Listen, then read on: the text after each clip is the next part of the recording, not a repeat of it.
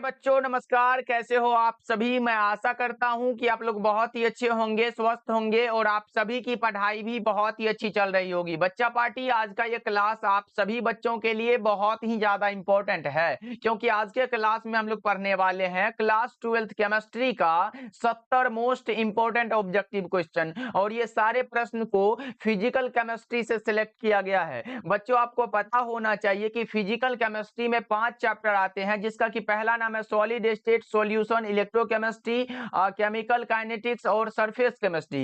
इस पांचों चैप्टर का जितना भी इंपॉर्टेंट ऑब्जेक्टिव बनता है आज के क्लास में कवर करेंगे। तो बच्चा पार्टी आज के क्लास को बिल्कुल ध्यान से देखिएगा और आज के क्लास में दिए जाने वाले इन सारे प्रश्नों को आप लोग अच्छे से याद भी करते चलिएगा। ओके जी, चलिए फिर क्लास को स्टार्ट करते हैं। आप लोग हमारे साथ चैट सेक्शन में आंसर को लगाते चलिएगा, लास्ट में बताइएगा इस 70 ऑब्जेक्टिव में आप लोग सही कितना कर पाते हो। फर्स्ट नंबर सवाल आपके फोन के स्क्रीन पर है बच्चा पार्टी, लगा दो चैट सेक्शन में आंसर। बहुत ही आसान सा प्रश्न है। देखो पहला नंबर सवाल पूछा गया है, निम्नलिखित में कौन फेरो चुंबकीय पदार्थ है। देखो लोह चुंबकीय पदार्थ आपसे पूछा गया है, तो बच्चों हमने बताया था लोह चुंबकीय में लोहा आए, कोबाल्ट आए, निकेल आए, अगर ये तीनों आ रहा हो तो आप लगाओगे सर ये लोह चुंबकीय पदार्थ है। किस में दिख रहा है भाई, तो आप लगाओगे सर Fe3O4 जो है ना ये हमारा फेरो चुंबकीय यानी कि लोह चुंबकीय पदार्थ है। इसका नाम क्या है सर Fe3O4 का, तो मैंने बताया था सर मैग्नेटाइट लोहा का जो अयस्क होता है ये Fe3O4 होता है। बच्चों याद रखिएगा, जैसे Fe2O3 भी आ सकता है, क्या आएगा बच्चों Fe2O3 भी आए तो ये भी हमारा लोह चुंबकीय होता है, जिसमें आपका लोहा मिले, कोबाल्ट मिले, निकेल मिले। जैसे अगर कोबाल्ट की बात करें तो क्या आता है CO आता है Fe2 और उसके बाद O4 आ जाता है। तो ये सब आ रहा हो बच्चों तो ये सब क्या लगाओगे, ये सब लगा देना सर लोह चुंबकीय पदार्थ। समझ में आया कि नहीं एक बार चैट सेक्शन में बता दो, और बच्चा पार्टी एक बार क्लास को लाइक कर देना सभी बच्चे। चलो जी आगे बढ़ते हैं, दूसरा नंबर सवाल देखो।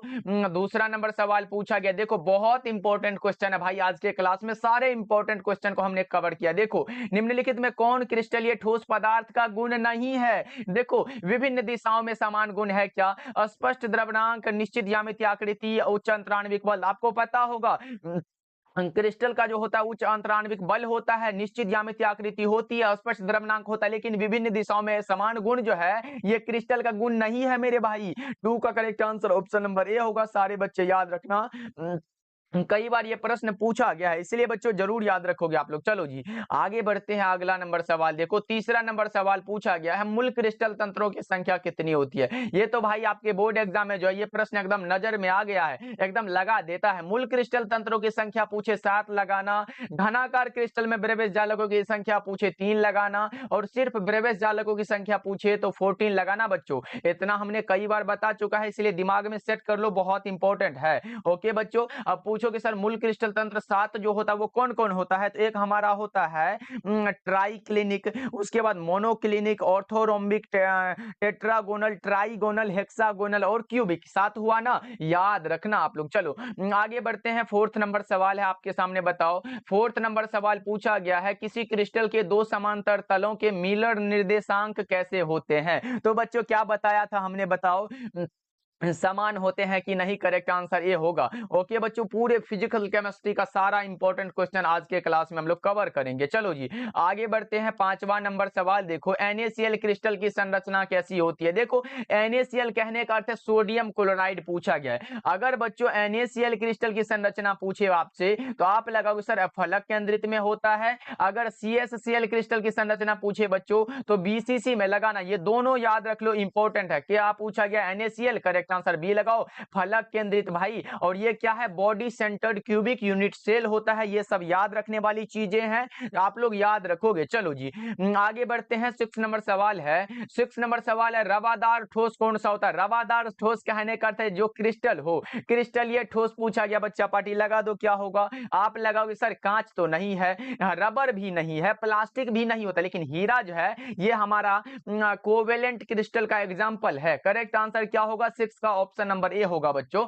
लगाते चलो आंसर को। और बच्चा की ओर 7 नंबर सवाल देखो, उसमें पीडीएफ में जो है इंपॉर्टेंट टॉपिक को कवर। 7 नंबर सवाल है, निम्नलिखित में कौन सा ऑक्साइड लौह चुंबकत्व प्रदर्शित करता है? लौह चुंबकीय जो होता है, लौह चुंबकत्व प्रदर्शित वैसे तो हमारा Fe3O4 होता है, लेकिन यहाँ पे CrO2 ज्यादा सही रहता है। 7 का करेक्ट आंसर आप लोग ए लगाओ। बहुत इंपॉर्टेंट है ये प्रश्न, एग्जाम में भी आया हुआ है बच्चों। क्या होता है? क्रोमियम का डाइऑक्साइड होता है। चलो आगे बढ़ते हैं। 8 नंबर सवाल देखो, 8 नंबर सवाल है, घनाकार क्रिस्टल में ब्रेविस जालकों की संख्या कितनी होती है? घनाकार क्रिस्टल लग गया तो हमने क्या बताया था सर?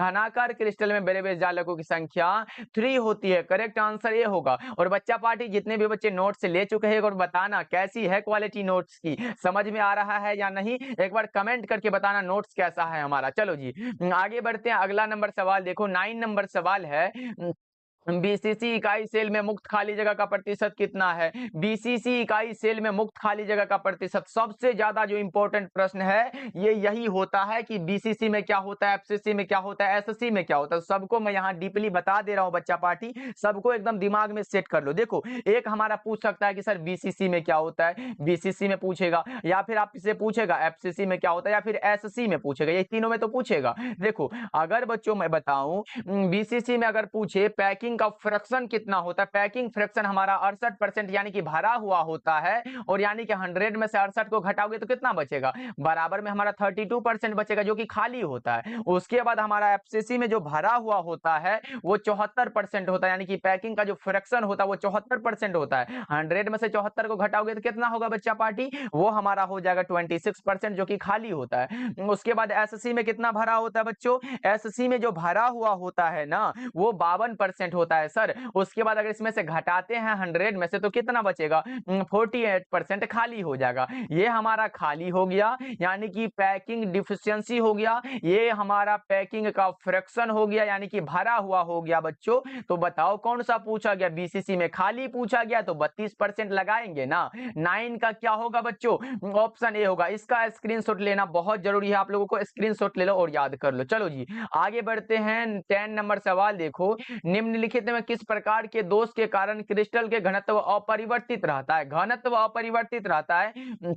मानो ये भाई कोई क्रिस्टल है, इसमें जालक जो होते हैं अगर इसमें से गायब होके यही वाला आके यहाँ पे फंस गया, यहाँ पे यानी कि ये यहाँ मत लिखो, यहाँ पे आके ये वाला यहाँ पे गायब होके यहाँ पे फंस गया, मतलब फंसना ही हमारा फ्रैंकल रखोगे। शॉर्ट होना, क्रिस्टल के घनत्व में कमी आना शॉर्ट की दोष कहलाता है, और परिवर्तित रहना फ्रैंकल दोष कहलाता है। याद रहेगा बच्चा पार्टी, एक बार इसी नाम पे क्लास को लाइक कर देना बच्चों। चलो आगे बढ़ते हैं। मात्र 70 ऑब्जेक्टिव करेंगे आज के क्लास में। शॉर्ट की दोष के कारण ठोस का घनत्व क्या होता है? जस्ट हमने बताया शॉर्ट की दोष के कारण ठोस का घनत्व कमी आती है। करेक्ट आंसर बी होगा, यानी कि घट जाता है बच्चों। करेक्ट आंसर आपका ऑप्शन नंबर बी हो जाएगा। चलो आगे बढ़ते हैं। 12 नंबर सवाल देखो, C6H6 कैसा पदार्थ होता है? C6H6 को क्या कहते हैं बच्चों, आपको पता है क्या? C6H6 जो होता है हमारा वो बेंजीन है। क्या है बच्चों? बेंजीन है। और बेंजीन जो होता है वो हमारा प्रति चुंबकीय होता है, यानी कि डायमैग्नेटिक होता है बच्चों। 12 का ऑप्शन नंबर सी हो जाएगा। चलिए 13 नंबर सवाल की ओर बढ़ते हैं। ये रहा हमारे सामने प्रश्न, निम्नलिखित में कौन रवाहीन ठोस है? आप बोलोगे सर ये रवाहीन तो आज तक पढ़े ही नहीं है। रवाहीन मतलब बताओ। रवाहीन मतलब क्या होगा? रवा मतलब क्रिस्टल, हीन मतलब नहीं हो, क्रिस्टल जो नहीं है। और क्रिस्टल पूछा गया है तो यह कौन सा होगा सर? ये SiO2 जो है, जो क्वार्ट्ज ग्लास बोलते हैं। करेक्ट आंसर बी होगा। ये हमारा क्या है? और क्रिस्टल है। ग्रेफाइट, क्रोमेलम, सिलिकॉन कार्बाइड, ये सारे के सारे क्रिस्टलाइन सॉलिड है। Correct answer option number B हो जाएगा। चलो जी आगे बढ़ते हैं। 14 नंबर सवाल देखो, पूछा जा रहा है एफसीसी जालक में कितने परमाणु होते हैं? एफसीसी जालक कहने का अर्थ है कि face centred cubic unit cell में परमाणुओं की संख्या क्या बताया था बच्चों? हमने 4 बताया था। 14 का क्या लगाओगे? ऑप्शन नंबर डी होगा। अब एफसीसी में पूछोगे सर एफसीसी में तो परमाणु संख्या बता दिए कि सर 4 होता है, लेकिन अगर हमसे कोऑर्डिनेशन नंबर यानी कि समन्वय संख्या पूछेगा तो क्या लगाएंगे? यहाँ पे मैं लिख दे रहा हूँ, परमाणु संख्या पूछे बच्चा पार्टी तो 4 होगा। उसके बाद अगर समन्वय संख्या पूछे, यानी कि यहाँ पे लिख दे रहा हूँ, क्या लिख दे रहा हूँ भाई, यहाँ पे लिख लो। अगर कोऑर्डिनेशन नंबर पूछे तो 12 लगा देना। उसके बाद हमारा बीसीसी भी आ सकता है ना, ना। बीसीसी में परमाणुओं की संख्या 2 होता है और कोऑर्डिनेशन नंबर 8 होता है। उसके बाद एससी भी पूछ सकता है सर। एससी में क्या होता है बच्चों? परमाणुओं की संख्या क्या होता है? 1 होता है। क्या आपको पता है सर? एससी में परमाणु की संख्या 1 होता है। तो इसमें हमारा ये क्या होगा? समन्वय संख्या, तो ये हमारा 6 होता है। याद रख लो, इतना को स्क्रीनशॉट ले लो। परमाणु संख्या पूछे या फिर कोऑर्डिनेशन नंबर पूछे, ये सब लगा के आओगे बच्चों। करेक्ट आंसर अभी का क्या होगा? डी होगा, 4 हो जाएगा। चलो आगे बढ़ते हैं। 15 नंबर सवाल देखो। 15 नंबर सवाल है, समपराशरी विलयन बराबर होते हैं किसके? समपराशरी विलयन जो होते हैं बराबर, वो किसके होते हैं? तो आपको पता होगा समपराशरी विलयन वह विलयन है जिनका परासरण दाब समान ताप पर समान होता है, यानी कि वो हमारा मोलर सांद्रण होता है बच्चों। करेक्ट आंसर डी होगा। याद रखिएगा बच्चों, बहुत इंपॉर्टेंट क्वेश्चन है। 16 नंबर सवाल देखो। निम्नलिखित में कौन राउल्ट के नियम से धनात्मक विचलन को दर्शाता है? निम्नलिखित में कौन राउल्ट के नियम से धनात्मक विचलन को दर्शाता है? तो उसका नाम हमारा जो होता है वो कौन सा होता है? जल्दी से बताओ ना बच्चा पार्टी। वो होता है क्लोरोफॉर्म और एथेनॉल होता है। किसमें दिया गया है? करेक्ट आंसर सी होगा। ये सब एग्जाम्पल है भाई, भूल मत जाना आप लोग। चलो 17 नंबर सवाल देखो। विलयन के सांद्रण को व्यक्त करने के लिए कौन सा जो है ताप द्वारा प्रभावित नहीं होता है? एक बार पूछा गया निम्नलिखित में कौन ताप द्वारा प्रभावित नहीं होता। अब की बार घुमा फिरा के एकदम लाइन बना दिया है, लेकिन भटकना नहीं है भाई। आंसर हमारा मोललता ही होगा। प्रति केजी विलायक में घुले हुए विलय के मोलों की संख्या को मोललता कहते हैं, जिसे हम लोग व्यक्त करते हैं मोल प्रति केजी में। किसमें बच्चा पार्टी? मोल प्रति केजी में। याद रखना, बहुत इंपॉर्टेंट है। ओके चलो आगे बढ़ते हैं। 18 नंबर सवाल देखो। निम्नलिखित में किसका क्वथनांक सबसे अधिक होगा? सबसे अधिक जो क्वथनांक होता है बच्चा पार्टी, वो जल में 1% NaCl सोडियम क्लोराइड का होता है। करेक्ट आंसर ऑप्शन सी होगा।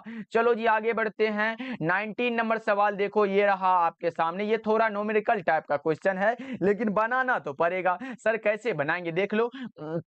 दिया गया है, यदि 18 ग्राम ग्लूकोज को 1000 ग्राम घोलक में घुलाया जाता है तो उस घोल का क्या कहेंगे? उस घोल को हम लोग क्या बोलेंगे, ये पूछा गया। तो फॉर्मूला वाला पे बैठाएंगे ना भाई। W/M फॉर्मूला पढ़े हो क्या?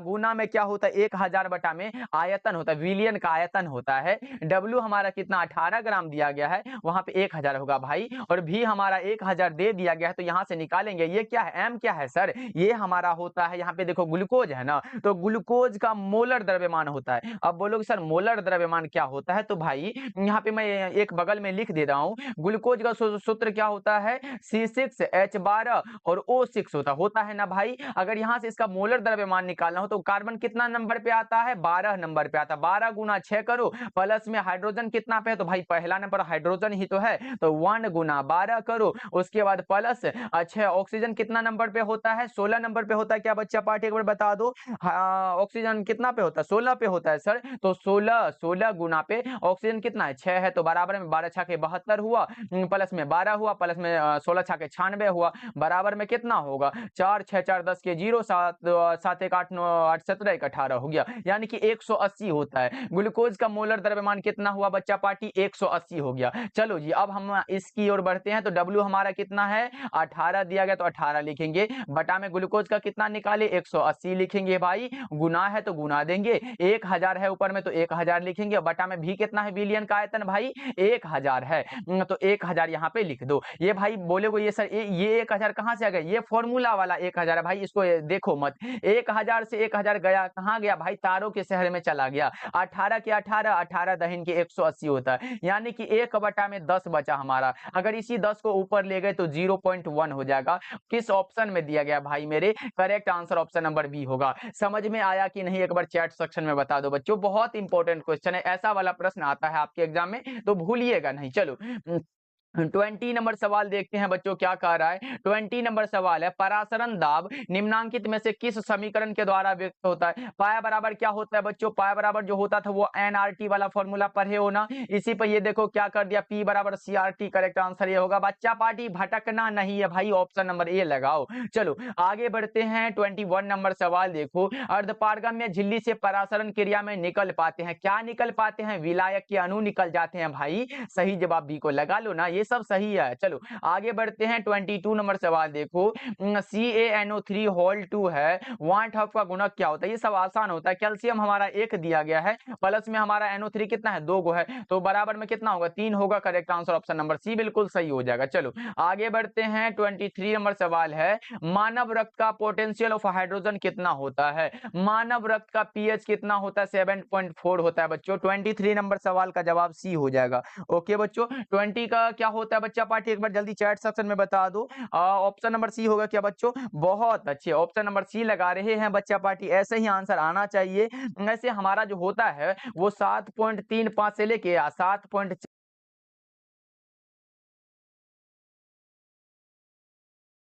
चलो आगे बढ़ते हैं बच्चों, अगला नंबर सवाल देखो, 24 नंबर सवाल है, परमाणु द्रव्यमान बराबर क्या होता है? परमाणु द्रव्यमान वाला जानते हो भाई, ए बराबर क्या होता है? ए बराबर क्या होता है? जेड प्लस में एन होता है। ये फॉर्मूला पढ़े हो, यानी कि आपको पता होगा किसी परमाणु के नाभिक में उपस्थित प्रोटॉनों की संख्या और न्यूट्रॉनों की संख्या को द्रव्यमान संख्या कहते हैं। प्रोटॉनों की संख्या और न्यूट्रॉनों की संख्या के योगफल को, यही तो है हमारा correct answer.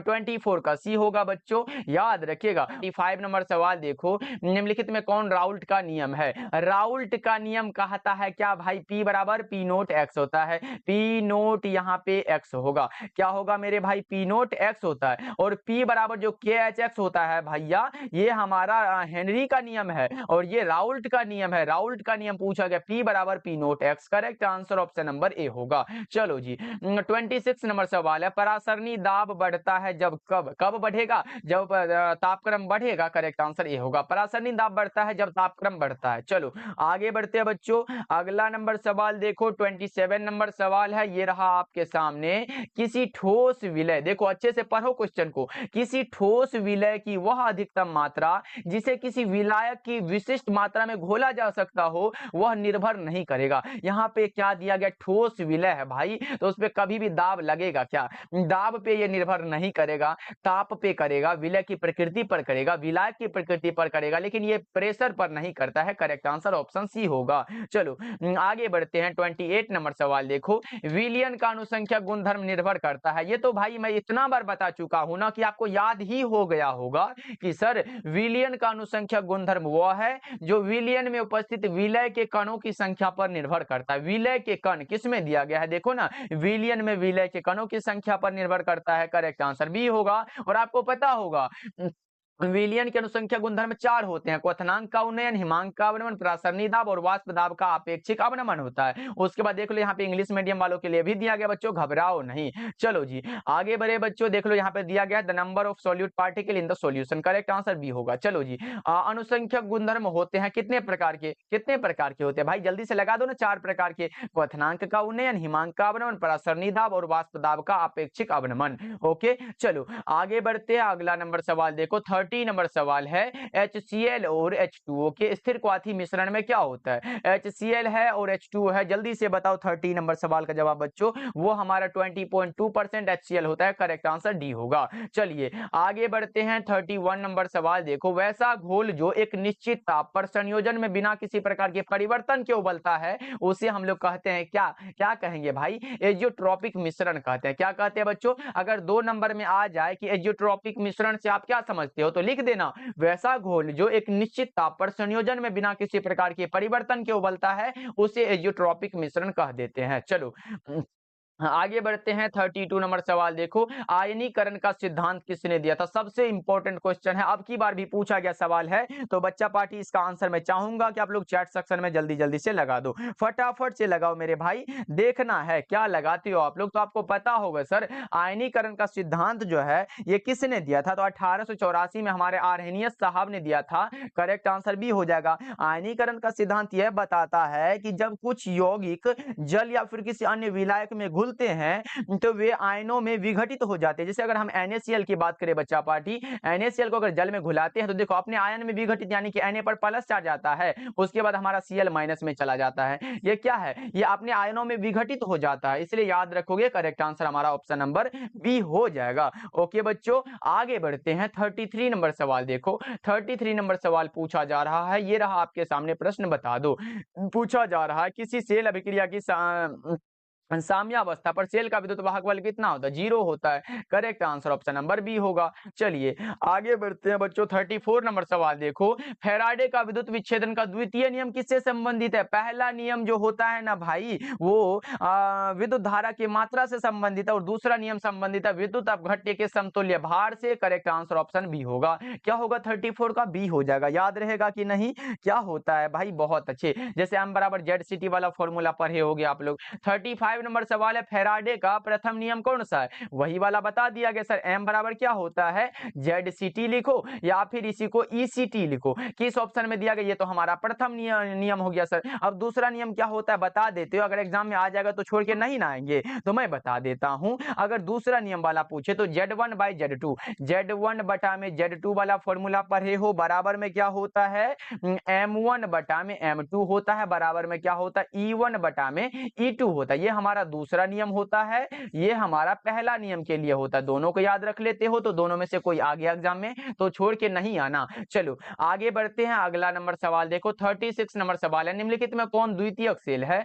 Lead storage battery. बच्चों ये कई बार हमने बता चुका है, इसलिए ये नहीं समझाने वाला हूं। करेक्ट आंसर बी हो जाएगा। चलो आगे बढ़ते हैं। अगला नंबर सवाल देखो, 37 नंबर सवाल है, विशिष्ट प्रतिरोध की इकाई क्या होती है? वही वाला फॉर्मूला यूज करो भाई। रो बराबर क्या होता है? RA बटा में L होता है। सर R क्या है? प्रतिरोध है, तो हम लिखेंगे सर प्रतिरोध को ओम मात्रक होता है। अब बटा में एरिया का क्या होता है? मीटर स्क्वायर, सेंटीमीटर स्क्वायर में लिखेंगे। अब बटा में हमारा लंबाई का सेंटीमीटर में लिखेंगे। सेंटीमीटर से सेंटीमीटर गया तो हमारा क्या बचा? ओम बचा, इंटू में सेंटीमीटर बचा। किस ऑप्शन में ये वाला दिया गया बच्चों? Correct answer option number C हो जाएगा। 37 का क्या होगा बच्चा पार्टी? ऑप्शन नंबर सी बिल्कुल सही आंसर है। ओम सेंटीमीटर वाला जितने भी बच्चे लगा रहे हो बिल्कुल सही हो जाएगा। चलो 38 नंबर सवाल देखो। 38 नंबर सवाल पूछा जा रहा है, सेल जिसमें रासायनिक ऊर्जा विद्युत ऊर्जा में बदलती है उसे क्या कहते हैं? सेल ऐसा जिसमें रासायनिक ऊर्जा को विद्युत ऊर्जा में कन्वर्ट करा जा रहा हो वो हमारा गैल्वेनिक सेल होता है। कौन सा सेल बच्चों? गैल्वेनिक सेल होता है, जिसे हम लोग वोल्टाइक सेल भी कहते हैं। करेक्ट आंसर बी होगा। चलिए आगे बढ़ते हैं। 39 नंबर सवाल देखो, हाइड्रोजन ऑक्सीजन सेल निम्नलिखित में किस तरह का सेल है? हाइड्रोजन ऑक्सीजन सेल किस तरह का सेल होगा बच्चों? ईंधन सेल होता है। हाइड्रोजन ऑक्सीजन सेल कैसा सेल है? ईंधन सेल है। 39 नंबर सवाल का जवाब करेक्ट आंसर सी होगा। और बच्चा पार्टी जितने भी बच्चे क्लास को लाइक नहीं किए हो जल्दी जल्दी से कर लेना भाई। ओके सारे बच्चे कर लेना लाइक। चलो आगे बढ़ते हैं। 40 नंबर सवाल देखो। 40 नंबर सवाल आपसे पूछा गया, किसी चालकत्व सेल का सेल स्थिरांक कितना होता है? किसी चालकत्व सेल का सेल स्थिरांक, यानी कि हमने बताया था दो इलेक्ट्रोडों के बीच की दूरी एवं उसके अनुप्रस्थ काट के क्षेत्रफल को क्या कहते हैं? सेल स्थिरांक कहते हैं, जिसे हम लोग जी नोट के द्वारा डिनोट करते हैं। जी नोट बराबर क्या होता है? L बटा में A होता है इलेक्ट्रोडों के बीच की दूरी, और क्षेत्रफल ये हो गया, यानी कि लंबाई का सेंटीमीटर हो गया, एरिया का सेंटीमीटर स्क्वायर हो गया। यहां से काट दो ना, एक कटेगा ये कटेगा तो बटा 1 बाय सेंटीमीटर बचा ना, यानी कि सेंटीमीटर इनवर्स इसका मात्रक हो गया। लेकिन हमसे यही वाला पूछा गया था तो correct answer option number A होगा। लेकिन बच्चों सेल स्थिरांक के लिए अगर आपसे ये मात्रक पूछे तो सेंटीमीटर इनवर्स लगा देना। चलो आगे बढ़ते हैं। 41 नंबर सवाल देखो, ये रहा आपके सामने, जब अभिक्रिया में धनात्मक उत्प्रेरक का उपयोग किया जाता है तो सक्रियण ऊर्जा क्या होगा? अगर हमारा धनात्मक उत्प्रेरक है ये घटता है, धनात्मक उत्प्रेरक में घटेगा, लेकिन ऋणात्मक उत्प्रेरक होगा वो हमारा क्या होगा बच्चों? वो बढ़ेगा। याद रहेगा कि नहीं? धनात्मक के लिए घटता है, ऋणात्मक के लिए बढ़ता है। याद रहेगा। चलो आगे बढ़ते हैं। 42 नंबर सवाल देखो, अभिक्रिया के पश्चात उत्प्रेरक की मात्रा क्या होती है? अपरिवर्तित रहती है, यानी कि कोई भी बदलाव नहीं होता है। करेक्ट आंसर ए होगा। चलो 43 नंबर सवाल देखो, वह अभिक्रिया जिसमें दो अभिकारक भाग लेकर उत्पाद बनाते हैं। देखो ये अनुक्ता जो होता है, अनुक्ता का अधिकतम मान 3 हो सकता है और न्यूनतम मान 0 भी नहीं हो सकता, यानी कि 1 2 3 हो सकता है। यानी कि हमारा अगर वह अभिक्रिया जिसमें दो अभिकारक भाग लेकर बनाता है द्विअणु कहलाएगा, एक अणु भाग लेगा एक अणु कहलाएगा, तीन अणु भाग लेगा त्रिअणु कहलाएगा। लेकिन शून्य नहीं भाग लेता भाई, ये नहीं होता है। लेकिन हमारा दो अभिकारक भाग ले रहा है, द्विअणु होगा। तो बच्चा पार्टी एक क्वेश्चन आप लोगों से ये रहा, तो बताओ कि अनुक्ता का अधिकतम मान कितना हो सकता है? चैट सेक्शन में सब बच्चे का आंसर आना चाहिए। सर अनुक्ता का अधिकतम मान जो होता है ना वो 3 होता है। कितना होता है बच्चों? 3 होता है। अनुक्ता कभी भी शून्य नहीं होता, पूर्णांक में ऐसे बटा में नहीं होता कि 5/10 ऐसे करके नहीं होता भाई, ऐसे 1 होगा 2 होगा 3 होगा। ओके याद रहेगा ना, बहुत इंपॉर्टेंट है। चलो आगे बढ़ते हैं। 44 नंबर सवाल देखो, शून्य कोटि की अभिक्रिया के लिए वेग स्थिरांक की इकाई क्या होती है? जीरो ऑर्डर के लिए पूछा गया, देखो हमने बताया था पहले जीरो के लिए पूछेगा, जीरो के लिए लगाओगे mole litre inverse second inverse, प्रथम के लिए लगाओगे, प्रथम के लिए क्या होता है बच्चों सेकंड इनवर्स होता है, द्वितीय के लिए मोल इनवर्स लीटर हुआ सेकंड इनवर्स। ये कौन सा है, ये हमारा जीरो के लिए होता है, ये प्रथम के लिए होता है, ये द्वितीय कोटि के लिए, तीनों याद रख लो भाई मेरे, बहुत इंपॉर्टेंट है। करेक्ट आंसर डी होगा, शून्य के लिए पूछा गया mole litre inverse second inverse, देख लो ऑप्शन नंबर ए में है, डी में है, करेक्ट आंसर डी हो जाएगा। चलो आगे बढ़ते हैं 45 नंबर सवाल देखो, किसी पदार्थ की अभिक्रिया की दर निर्भर करती है सक्रिय मात्रा पर। ये तो प्रश्न भाई आपके बोर्ड एग्जाम को इस क्वेश्चन से एकदम मानो प्यार हो गया है,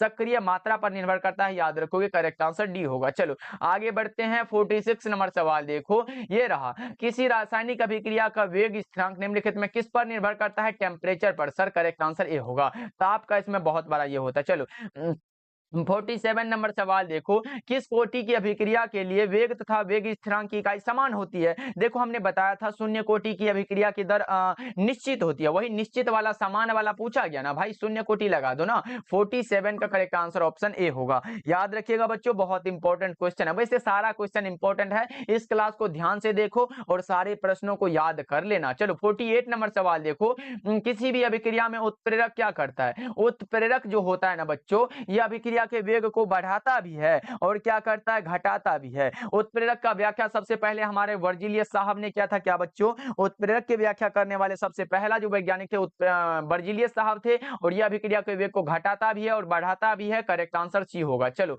आगे बढ़ते हैं 49 नंबर सवाल देखो, दूध क्या है भाई, दूध जो होता है ना, ये क्या होता है, जल में परिक्षेपित वसा है, वसा का जल में परिक्षेपण होता है, क्या होगा, वसा का इसमें नहीं है, गलत होगा, ये भी नहीं होगा, वसा का होगा भाई, ये भी नहीं होगा, वसा देखो, वसा जल में परिक्षेपित वसा, करेक्ट आंसर ए हो जाएगा। चलो आगे बढ़ते हैं बच्चों, और दूध किसका उदाहरण है, इमल्सन यानी कि पायस का उदाहरण है। देखो वही वाला आ गया क्या, नहीं आया भाई। निम्नलिखित में कौन लायोफिलिक कोलाइड है, लायोफिलिक एक हमारा होता है द्रव स्नेही जिसे हम लोग लायोफिलिक कहते हैं, दूसरा होता है द्रव विरागी जिसे हम लोग लायोफोबिक कहते हैं बच्चों। और देखो गम वाला, ये गम क्या है, वो भाई जिंदगी वाला गम नहीं है, ये गम है गोंद वाला, कौन सा है बच्चों, ये गोंद है गम, ये समझना, करेक्ट आंसर बी होगा बच्चों, याद रखिएगा। चलो आगे बढ़ते हैं, अगला नंबर सवाल देखो 51 नंबर सवाल है, निम्नलिखित में से किस विधि के द्वारा कोलाइडी विलयन का शोधन होता है, अपोहन के द्वारा होता है, किसके द्वारा बच्चों,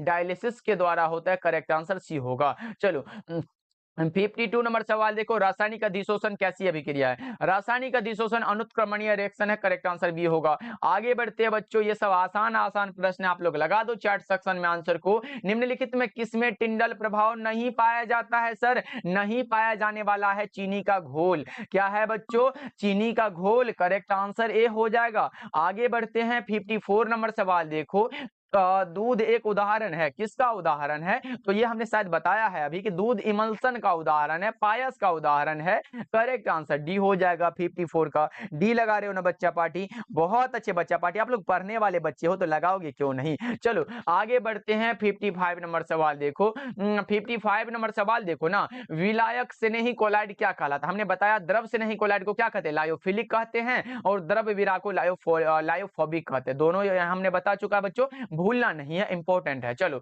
आगे बढ़ते हैं 56 नंबर सवाल देखो, निम्नलिखित में कौन कोलाइड घोल नहीं है, नहीं है कोलाइडल घोल नहीं है, कौन सा नहीं है भाई, जल जो है ये कोलाइडल घोल थोड़ी ना है, करेक्ट आंसर ये होगा। चलो आगे बढ़ते हैं बच्चों, अगला नंबर सवाल 57 नंबर सवाल है, अपमार्जक को क्या कहा जाता है, अपमार्जक को कहा जाता है पृष्ठ सक्रियन, करेक्ट आंसर ऑप्शन ए होगा। आगे बढ़ते हैं 58 नंबर सवाल है, रक्त पर कैसा आवेश पाया जाता है, रक्त पर आवेश पाया जाता है ऋणात्मक, कैसा बच्चों, ऋणात्मक, सही जवाब ऑप्शन नंबर बी हो जाएगा। चलो जी ये सब आसान प्रश्न है। आगे बढ़ते हैं 59 नंबर सवाल देखो, निम्नलिखित में कौन ठोस समुदाय है, निम्नलिखित में जो है ठोस समुदाय कौन सा होता है, वो होता है संश्लेषित जेम होता है बच्चों, क्या होता है, सिंथेटिक जेम होता है। चलो आगे बढ़ते हैं 60 नंबर सवाल देखो, x बाई एम तथा p के मध्य वक्र क्या कहलाता है? ये तो भाई बड़ा ही आसान प्रश्न है और इंपॉर्टेंट है, आया हुआ है आपके एग्जाम में। तो जल्दी जल्दी से हमें चैट सेक्शन में लगा दो बच्चा पार्टी, क्या होगा? तो आपको पता होगा सर, ऐसे वाला आप लोगों ने पढ़ा होगा सर, ये हम तो पढ़े हैं, ऐसे करके होता है, शायद आप लोगों ने पढ़ा होगा ये वाला। तो जल्दी से बताओ, ये हो गया हमारा x बटा में m होता है और ये हमारा p होता है। इसके मध्य वक्र जो कहलाता है, ये हमारा अधिशोषण समतापी वक्र कहलाता है। क्या कहलाता है बच्चों? अधिशोषण समतापी वक्र कहलाता है। देख लो यहाँ पे एडजॉर्प्शन एसोथर्म, यहाँ पे कर्व भी होगा भाई, यहाँ पे जो होगा वो हमारा जो होगा वो कर्व भी होगा, याद रखिएगा आप लोग, बहुत इंपॉर्टेंट है। चलो आगे बढ़ते हैं। 61 नंबर सवाल देखो, भौतिक अधिशोषण की क्रिया कहाँ होती है? कक्ष ताप पर, रूम टेम्परेचर पर। करेक्ट आंसर ऑप्शन ए होगा। आगे बढ़ते हैं बच्चों। 62 नंबर सवाल देखो, स्टार्च के जल अपघटन में निम्नलिखित में किस एंजाइम का उपयोग होता है? स्टार्च के जल अपघटन में डाइस्टेज का यूज होता है। करेक्ट आंसर डी हो जाएगा। आगे बढ़ते हैं बच्चा पार्टी। 63 नंबर सवाल है, कोलाइडी कणों का आकार निम्नलिखित में किसके बीच में होता है? किसके बीच होता है? तो वो होता है 1 नैनोमीटर से लेकर 1000 नैनोमीटर के बीच होता है। तो अब बोलोगे सर ऐसा वाला तो नहीं दिया गया है, तो भाई 10⁻⁻5 से लेके 10⁻⁻7 हमारा जो होता है सेंटीमीटर में होता है। तो यार लगा दो कौन सा होगा? ऑप्शन नंबर सी बिल्कुल सही आंसर हो जाएगा। याद रखिएगा ये सेंटीमीटर में होता है बच्चों, याद रहेगा कि नहीं? चैट सेक्शन में हमें आंसर भी दिखना चाहिए। ओके बच्चों, 63 का क्या लगा रहे हो? बहुत अच्छे बच्चों। चलो आगे बढ़ते हैं, अगला नंबर सवाल देखो। अगला नंबर सवाल ये रहा आपके सामने, एंजाइम का मुख्य स्रोत क्या होता है? एंजाइम का मुख्य स्रोत प्रोटीन है। करेक्ट आंसर ए होगा। चलो आगे बढ़ते हैं। 65 नंबर सवाल देखो, शीत कक्ष प्रक्रम में प्रयुक्त कौन सा होता है? N2O होता है। क्या होता है बच्चों? नाइट्रस ऑक्साइड होता है। चलो आगे बढ़ते हैं। 66 नंबर सवाल है, आयनिक क्रिस्टल का उदाहरण क्या है? आयनिक क्रिस्टल का उदाहरण जिसपे आयन हो, तो हमारा देखो ना NaCl दिया गया ना, सोडियम क्लोराइड, यहीं पे क्या होता है? Na प्लस होता है, उसके बाद Cl पर माइनस होता है, जिसमें आयन हो वही हमारा आयनिक क्रिस्टल होता है। चलो 67 नंबर सवाल है, द्रव से नहीं कोलाइडों के स्थायित्व का प्रमुख कारण क्या होता है? चार्ज होता है। Correct answer option number B हो जाएगा बच्चों। चलो जी आगे बढ़ते हैं। 68 नंबर सवाल देखो, उत्प्रेरक की व्याख्या करने वाला सबसे पहला वैज्ञानिक का नाम क्या था? अभी तो हमने बताया बच्चों, क्या था? वर्जिलियस था। करेक्ट आंसर डी हो जाएगा 68 नंबर सवाल का। कब किया था? 1835 ईस्वी में किया था सर, ये भी याद रख लेते हैं। चलो आगे बढ़ते हैं। 69 नंबर सवाल है, P2O5 अच्छा है एक, P2O5 यानी कि फास्फोरस पेंटाऑक्साइड, बताओ कौन सा होगा बच्चा पार्टी? आप लगा लो सर, ये अवशोषक है। सही जवाब बी हो जाएगा। चलो आगे बढ़ते हैं। 70 नंबर सवाल और आज के क्लास का ये लास्ट सवाल है, जल्दी से आंसर बता दो। साबुन ग्रीस को किसके द्वारा निकालता है? किसके द्वारा बताओ ना जी? तो ये निकालता है इमल्सीकरण के द्वारा। किसके द्वारा बच्चों? इमल्सिफिकेशन के द्वारा। Correct answer option number B होगा बच्चों। तो चलो आज का क्लास आपको कैसा लगा? सारे बच्चे कमेंट करके बताना।